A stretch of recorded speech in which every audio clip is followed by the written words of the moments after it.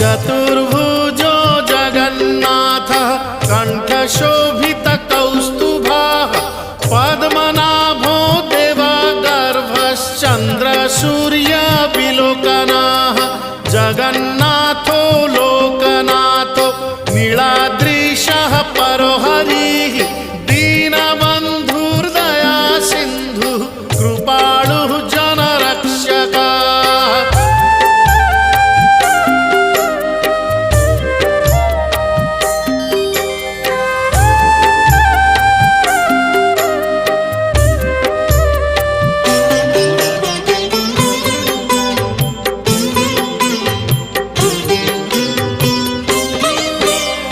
कम्बुपाणिः चक्रपाणिः